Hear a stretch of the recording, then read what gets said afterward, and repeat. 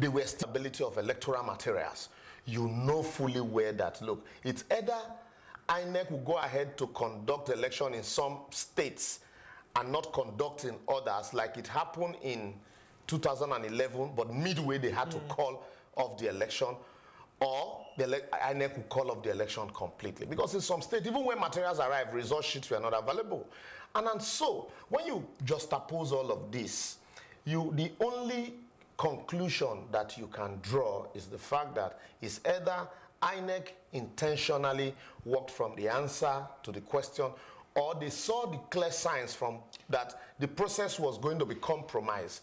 But rather than prepare for it, they intentionally just pretended. Well, to have to interject as well, because we have to look at this from a holistic point of view. The PDP has already alleged or pointed fingers at INEC and saying that, well, there's some level of compromise. The APC has also done that as well. And the CUPP is saying, well, INEC, you've done a good job by postponing now than later into the election. Now, some school of thought would think that at this point in time that INEC is somewhat autonomous or independent. Do you think INEC is truly independent as at this point in time? And do you think it also has the legal backing to extend to a week or more? First and foremost, I don't like this idea of playing politics with these issues. Because if you look at the two major political parties, two of them are going to benefit from the postponement. If INEC had gone ahead with the deficiency in delivering of electoral materials, if INEC had gone ahead, they would still have complained. The PDP would have issued a statement, the APC would issue a statement. But INEC, to me, INEC did the right thing by, appraising the situation and saying, you know what we have, because the law says, provided the reasons are cogent and verifiable. And so, if the reasons for postponement are cogent and verifiable, yes, you can blame them. But let's look at it. It's between the devil and the deep blue sea. What do we do? Should we go ahead in spite of the non-availability of materials? You can blame INEC for, we can blame them for all we can. Also, we should be ready also to call out the politicians. Now, beyond sentiments, quickly, the former National Electoral Commissioner of INEC in 2015, that's Professor Lai Olurode, has said that, well, political parties now at this point in time deserve some level of compensation, because at the end of the day, come Saturday again, they would have to field candidates. And these expenses aren't coming easy, but for the ruling party, they would find it a little bit on a softer ground to deal with such. What's your thought, and how does the law go about this? I think all this, as far as I'm concerned, is down to planning, right? First of all, this is the fourth postponement in the last 8 years. 2011, the elections were postponed twice. First from January to April, I think it was April 9th to 16th or something like that. 2015, it was moved from 14th of February to sometime in March, if I remember that correctly again. This is the fourth one. And because we already know that the Electoral Act gives INEC the power to postpone under certain conditions, political parties themselves need to plan better. Because this didn't creep up on anyone, not INEC, not the political parties, not anyone. The only problem, maybe only the electorate, citizens. Because even if we're going to postpone elections, and I think where I disagree slightly with my friend here is, yes, INEC had these deficiencies. These things were there. We all know. So all the while they were saying, yes, we're ready to go, up until yesterday, they were saying, yes, we're good. Up until 11:30 last night, they were saying, we're good. The problem is, they could have said this a week ago. They could have, when you're talking about certain materials not getting to certain parts of the country, they didn't find this out yesterday. They knew this a week ago. They knew this 2 weeks ago. So was there a plan in place to bridge these gaps between 2 weeks ago, 3 weeks ago, and yesterday? And if there were those plans, how come those plans didn't work? Yeah, and they've had 4 years. I keep saying they've had 4 years to plan this thing. But if anything could have gone wrong, I'm not trying to play the devil's advocate. Just hold on. I want that question is coming back. Just hold on. I want to ask you that question, because you made it sound like INEC knew that this election was not going to hold from the feelers you got before today. But could it also have been that they were certain that they could handle whatever problem made them call for that emergency meeting? Hence the reason why they kept saying elections will hold until they found out at the last minute that it was not going to hold. To me, in The Gods Are Not to Blame, only a madman will go to sleep with his roof on fire. INEC, from appraising the logistics on ground. Do you know what? In 2011, when Jega postponed the election, because of logistic reasons, he discovered that materials did not get to the areas they ought to get to as at when due.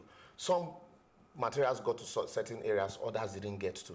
And what did he do? He appraised the issues. And then he now decided to create rack centers. Aside, because what was happening there was that they take materials to the local government offices on Friday, and then by Friday night or by Friday morning, Saturday morning, they distribute materials from the local government areas to the polling centers. But they discovered that there were some local government that were very far from some of the villages, and so they needed to create rack centers. Rack centers, like cluster centers around, if you have a local government, let's say that is about 100 or 200 kilometers away from a certain village, but you have villages around that corner, you just create a rack center within. So that by Saturday morning, materials would have been at the rack centers so that it would be easy to get to all the nooks and crannies of those communities. That was what he did, and that was why it was easy for them to distribute materials in subsequent election as I went due. But when this INEC came on board, because they had staggered election, people didn't see the deficiencies. When they came on board, they thought that they could, because when you have a staggered election, you have more hands. And so it was easy, it is easy for you to take materials, to everywhere from that Saturday morning as swift as you can. As at yesterday evening, Friday evening, and then you know what, during Jega's time, by Wednesday, Jega will address stakeholders meeting. By Thursday, materials had left the INEC's state headquarters to the local government. So by Friday evening, you will be talking of moving materials from local government to rack centers.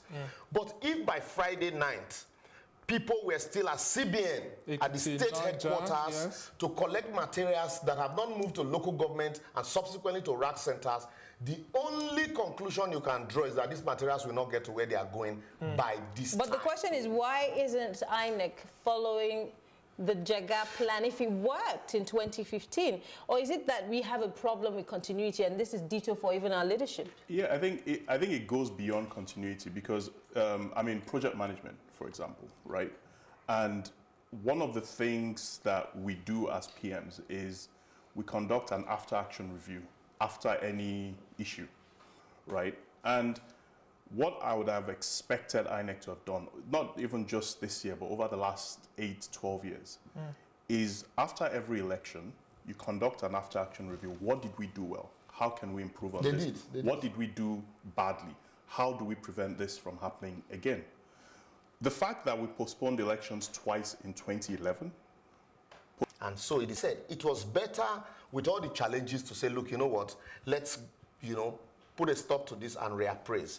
But that does not also create excuses for INEC, knowing fully well that, you had 4 years to prepare. But the bigger problem is on all of us.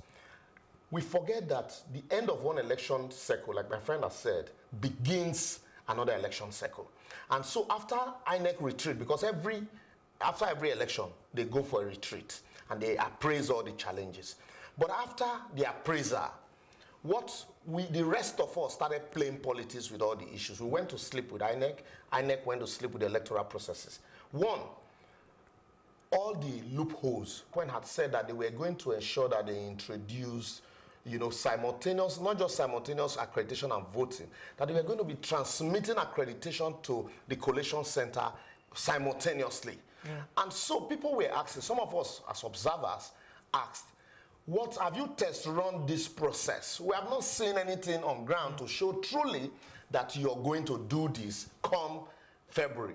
You just release a timetable and you're telling us that you're ready. But in telling us that you're ready, we also need to assess, your preparedness and the structure vis-a-vis the structures in place.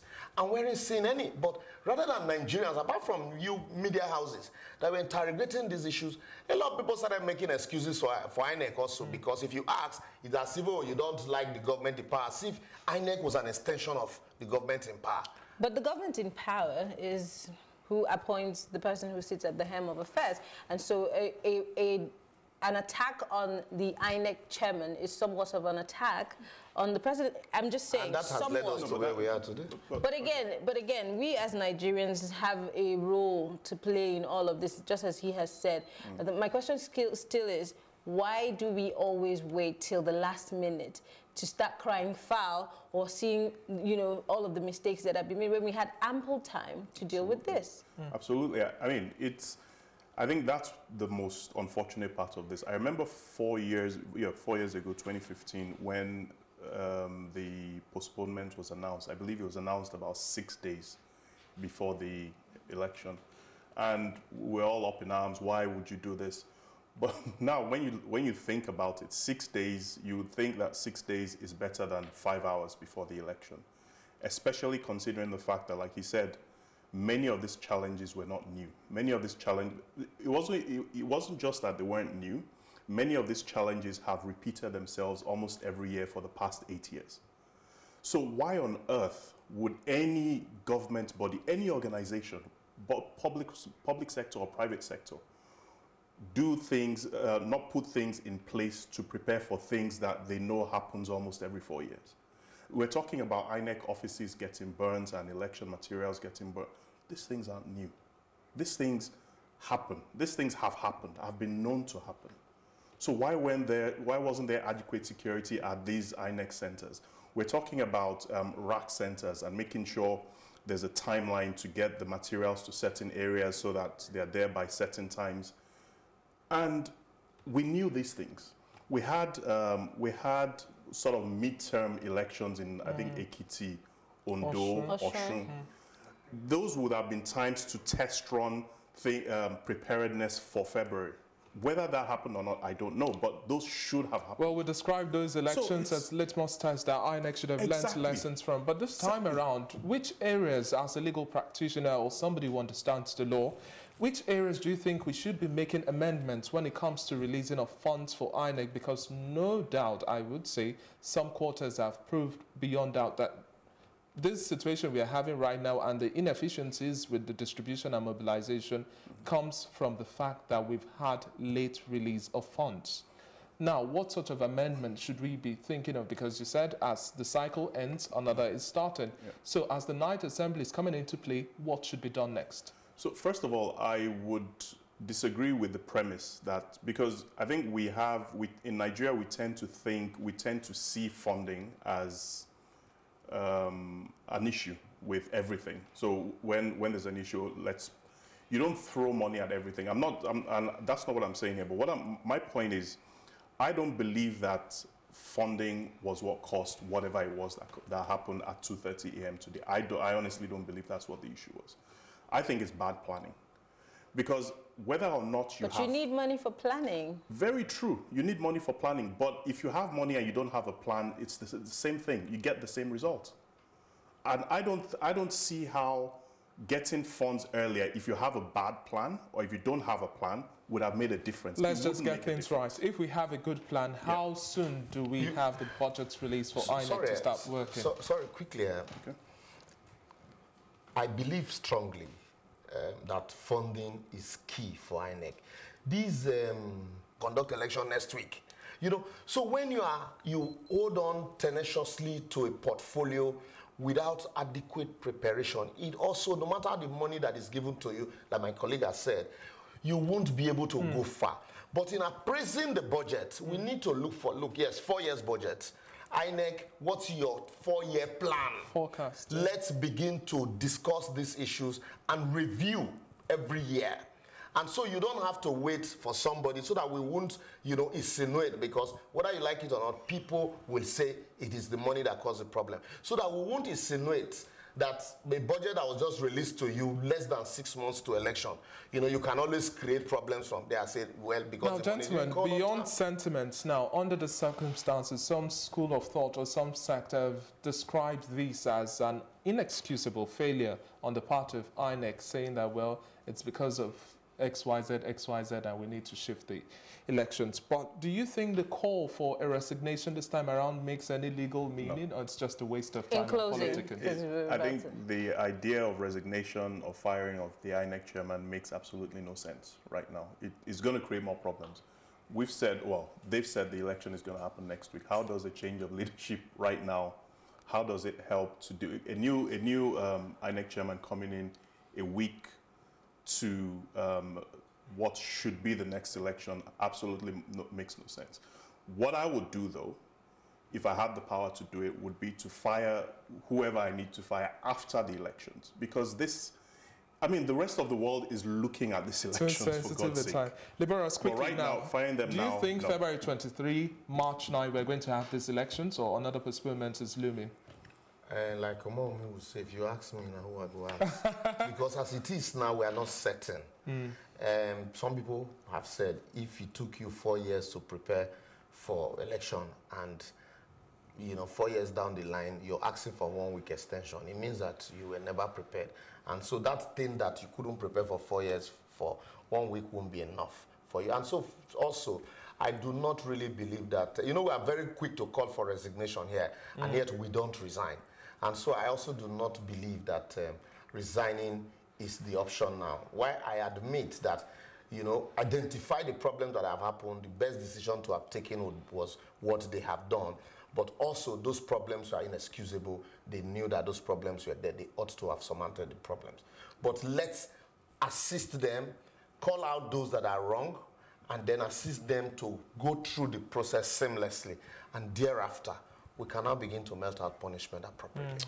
All right, we've been speaking with Lolu Elegbe, he's an author, also a lawyer, and Liborous Oshoma, also a lawyer. Thank you very much, gentlemen, for being here on the show. All right, we'll be back after the break for more on Nigeria Decides. And, of course, let's not forget at 2, INEC will be addressing the press and, of course, the general public. And the whole world of the war, too. Yes, of course, and we would want to plug into that particular press briefing to and bring hear the broadcast live. Yes, we'll be bringing it live. We'd like to hear what INEC has to say on this one. Stay tuned. We'll be right back.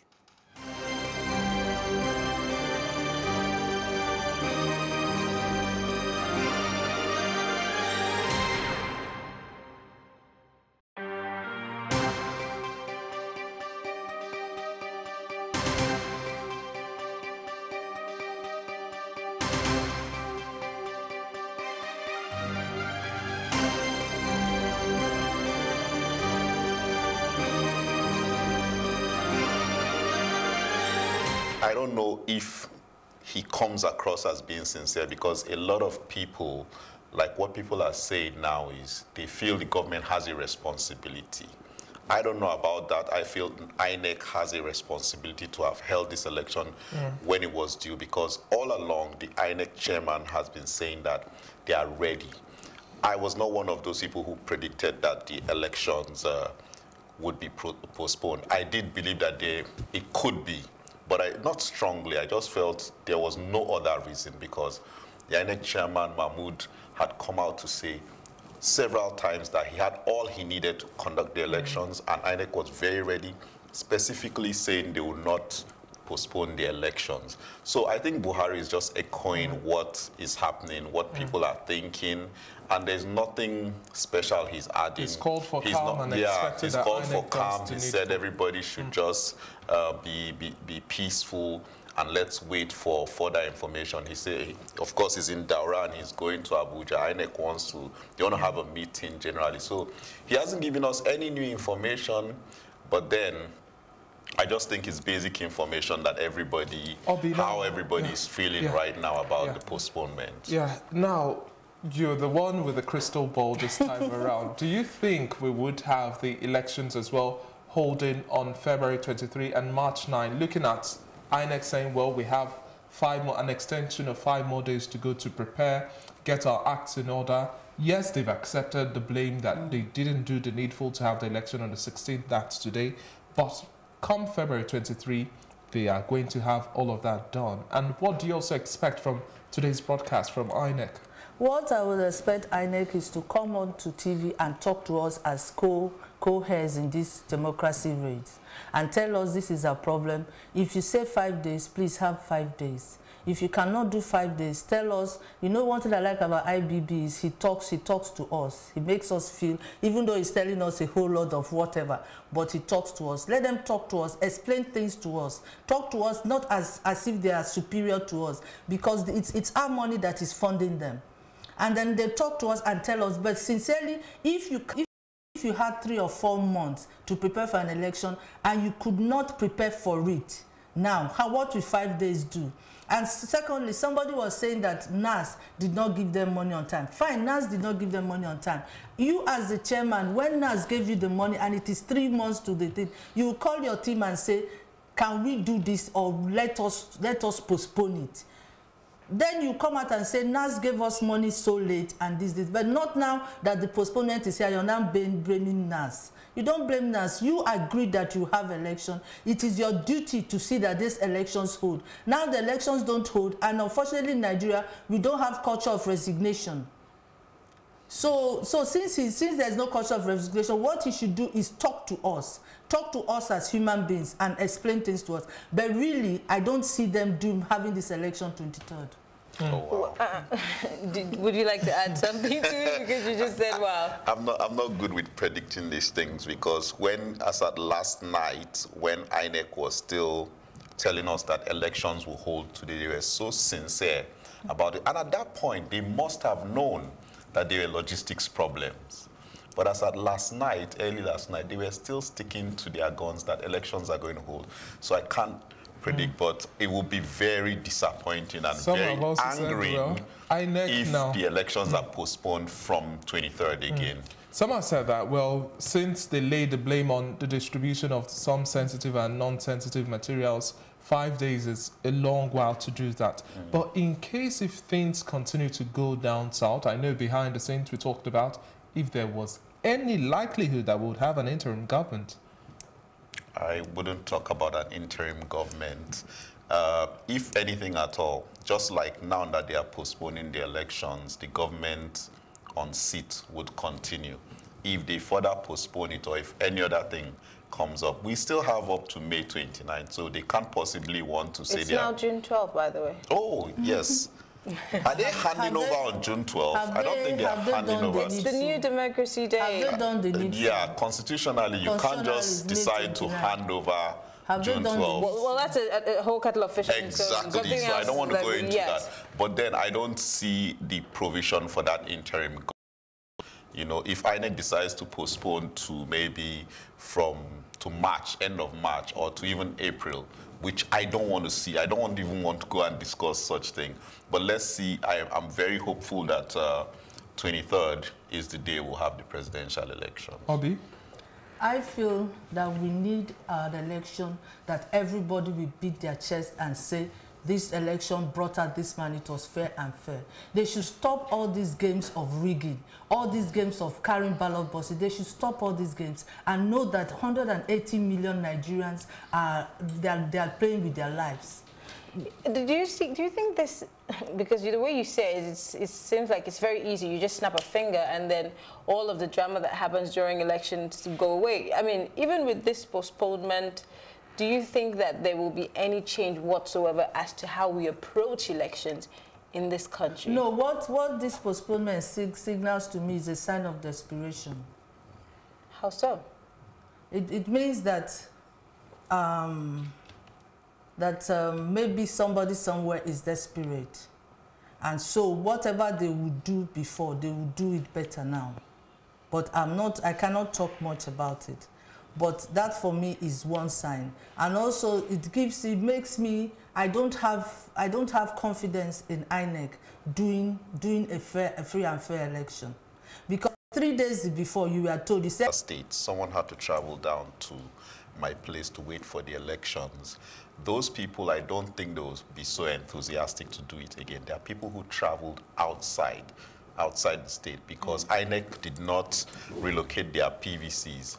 So they had to travel outside the state. It's an expense that for some is quite huge. So I don't see them taking that same route of saying, oh, I want to travel again, especially since there are thoughts that the elections could also be postponed. Now, there are people who had things that they could have done this weekend. Businesses closed early yesterday so that their staff could go rest. Yes, so that their staff could go rest adequately and prepare for the elections. I don't see businesses closing at 1 p.m. next Friday and saying, oh, go and rest again so that you go, because nobody wants to keep wasting their resources. So I think some people, there's quite a number of people who will say, you know what, I'm not going to repeat this. But then there are still a lot of Nigerians who are determined. There are some people that even because of this postponement, there are people who said, oh, I was just going to relax in my house. They blame the government for the postponement. There are people like that, and they believe that, oh, if this is what you want to do, then I am going to vote. So there are a new crop of people who are registered to vote, who didn't want to vote before, but are saying that because of we smell a rat, then we are going to stand up and vote next week. Now, it's just barely 7 minutes to 2 o'clock when INEC is expected to address the nation as a whole. Now, there were pictures the second... Next election want to sacrifice their time to do that, to sleep on the floor? We have to think about the future of Nigeria. We have to think about the future generation. And when I was going around in my neighborhood canvassing people to go out and vote, there was a lot of apathy. If we vote, waiting a vote go do. We have to stop that. What we are doing, my own generation, I would agree, has been a failure to a certain extent. But for the new generation, we have to do something. How can you get children out of their base and put them there? And how are we sure they've eaten? It's wrong. And if INEC is not accountable, after the election, somebody should please do the nation a favor and sack him. For when she talks about lack of accountability, the reason that there is so much of it in Nigeria is because provisions for our core members, we are not going to release. So then if he doesn't touch on all of these issues, what do you expect he would be saying today? That's INEC? Yes. No, I was talking about NYSC, but for INEC, I don't know what he's going to be discussing. He may be trying to outline the exact reason, because right now what we've heard is logistics. So maybe when he's having his meeting, he's going to be talking mostly with the candidates. Okay. He's going to be telling them, okay, these are exactly why we had to do this, and these are exactly why we had to do that. I am not even sure he will touch about on the NYSC situation. But then I expect NYSC themselves, it is their people. They handle these young people out for the election. So I feel they should be the one, if they care about the lives of the young people, the core members, because we're talking about people burning PVCs and destroying election materials. They could as well see these youth core members as targets in order to foil the elections. And there was no security. You saw the pictures, you saw some videos, there was no security, nothing that really said that these guys were INEC ad hoc staff. So there has to be a lot done for the 23rd, What's the future of Nigeria with all of these postponements? It seems to become a trend of sorts. What should we be hoping for? Should we be more optimistic, even in the face of all of these doubts and, you know, lapses here and there? Should we be more hopeful than, you know, pessimistic? Me? I've always told you people that I'm so positive about the future of Nigeria. America took 200 and something years to get to the level of democracy. We are getting to ours, but the only problem is every time we don't learn from the mistakes of the past. If only we could sit down and after every election, x-ray it and say this is where we got it wrong, next time we'll not do it. But I'm still so optimistic. I know that this election will come and go and there will not be problems. Okay. 1 step forward, 5 steps back. Well, Najib. Still optimism, but then this is going to be the 4th time or 3rd time or 4th time of postponement. I think Nigerians, by next elections, Nigerians would just generally expect that elections will be postponed or something like that. So I believe we have a lot to do. When it comes to, after these elections, the Senate have to call INEC in to explain a whole lot of things. There's a lot they need to explain. Even before this election was postponed, we had said it that INEC has to explain some things to the Senate. Okay. Well, optimism is all that we can hold on to with so much faith and hope. A few more seconds to that broadcast. I'm actually eager to hear what the INEC chairman would have to say. Then we can build our conversation much more.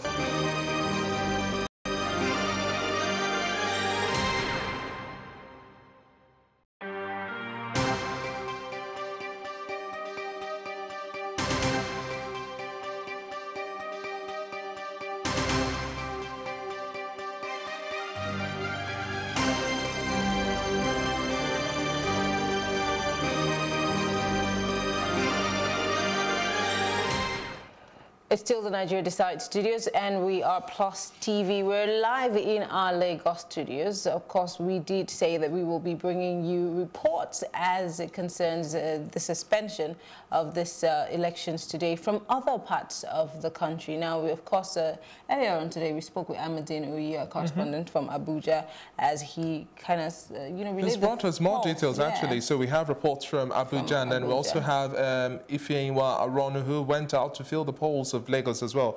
But to do analysis to those reports, we have Ogene Rieboru Wesoje, a public affairs analyst. Thank you very much for joining us. We also have Segun Shokpiton as well. Thank you very much, Segun, for coming back on this show. Now, we're expecting that INEC is having a meeting so far because we're expecting a broadcast at 2 p.m. INEC should bring us up to speed on what is the latest exactly, seeking clarity, but we haven't had that broadcast, so we assume that the meeting is holding clearly. What areas of conversation do you think are holding behind closed doors? Yes, political parties themselves, government security agencies, and the public. Nigeria, Nigerians, and to tell them this is what we're going to do. And all that. It's not confirmed, but it's out there. So people have already made up their minds based on the information that has been presented to them supposedly from confidential, reliable sources. So whatever INEC is saying now, and that's why I say that it's critically important that INEC comes off as credible. The explanation needs to make sense. If they don't do that, then everybody has dug their trenches. They're going to sit in there and wait to see what happens on Saturday. Mr. Soje, do you think that INEC might win the sympathies of the people, and they might also play that card of, hey, we have a huge problem here, it wasn't really our fault? Do you think they would be able to win the sympathies of Nigerians? No, not at all, because even with the media, the press release by the INEC chairman, there was no iota of apologies to Nigerians from a responsible institution to say 3 hours to election, you cancel, people are asleep, is ominous to say the least. And that you came up, didn't say we have challenges. You have been managing your own system without any pressure, and you come up with your own and say we have challenges, and without any apologies to people is total disregard for the people's feelings. This is going to lead to a lot of challenge with the people. Some people will not even come out to vote because the apathy that we were afraid of, that the media has been trying to get people to come out to vote, will increase. But isn't this what we were trying to avoid in the first place, with all of the pressure that we put on people with the orientation, drumming it into the ears of people, get your PVC? There's been so much, energy put into getting people involved, and there was an expectation that the turnout this year would be massive because of the contenders. So how do you see that now? People have traveled to go vote. Schools closed because of that. Borders shut. Borders shut. Businesses shut down. I went to eat last night late, about 9 o'clock in my club, and the restaurant said they've shut down because they want to close back because they're not cooking today. Now, they can't come up. I've been called this morning that, one of the places there's no food. Markets closed because everybody, people who are prepared to vote without eagerness and planned for the day to also protect their votes. Suddenly you came that there's postponement. How are you going to deal with all those matters? The ad hoc staff, everybody, even media houses, where people have been recalled from vacation, people have been told, people have been deployed to locations, and suddenly this happened. The huge cost of it, the psychological effect will make people to even just give up that there must be something else to it than just what we see. So why should I come out to vote? Probably they have their reasons that they have not told us. So I can't leave my work on Monday again. When I was coming to this studio this morning, gas stations are shut down. Even after 4 hours of the announcement, I mean, when people woke up at 6 o'clock, they still shut down because they can't call people to come to work. I gave a ride to somebody at the bus stop, probably who was called, she told me she was called from the office that since there's no more election, come to the office. There's no transport. Because the buses are all waiting for the election still. People took today too as a day to rest.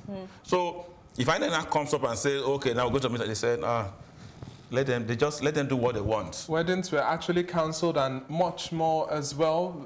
Plans have been altered totally. Funerals, church program. So next week again, March 9. People who have shifted their social engagements and other arrangements from this weekend to next weekend, this data has been fixed for over 6 months. Next weekend again, they have to move it. The costs, the human psychological effect is not going to be, it's immeasurable. Okay, gentlemen, now we have a package by one of our own correspondents, Ifeanyiwa Aronu. She went out to Lagos to fill the polls and has this package. Let's just watch and then we'll analyze how that we are treated